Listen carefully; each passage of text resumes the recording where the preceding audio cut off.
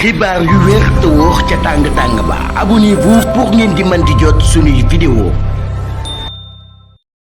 dal leen ak jàmm seen chaîne bii di Buzz 221 HD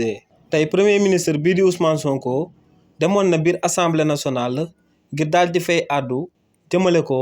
ci question d'actualité yi nga xam ne ñoom ñoo am ci ëttu politique bi ci réew mi di Sénégal. si li ni mel nag sampoon nañ akob laaj daal di koy jëmale ci premier ministre bii di Ousmane Sonko si naka la gouvernement bu bees bi nam ma gérer mouvement syndical yi nga xam ne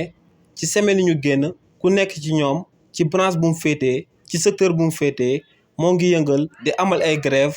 bañ daal di paralyser secteur wërgu-yaram maanaam secteur santé bi waaye tamit daal di paralyser secteur éducation maanaam secteur njàng bi. si li ni mel premier ministre bii di Ousmane Sonko lu mu ci tontoon moom mooy que ne état bi ngir daal di fexe ba mouvement syndical yi daal di am ay accord ak ñoom dinañ fi amal ak dialogue social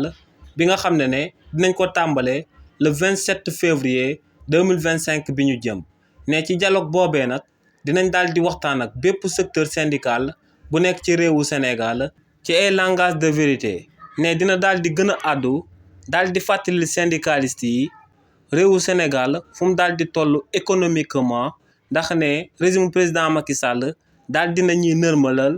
économie bu nekk ci réewu Sénégal nee nag dina daal di waxtaan ak ñoom ci dëgg si yan engagement la état bu Sénégal mën a jël ba noppi daal di koy respecté moom ak syndicaliste yu nekk ci réewu Sénégal. ne si li ni mel nag syndicaliste yu nekk ci réewu Sénégal faaw ñu prendre en considération tolluwaayu réewu Sénégal ndax ne régime président Macky Sall dañoo yàqeet réewu Sénégal dem daal di ko fii bàyyi.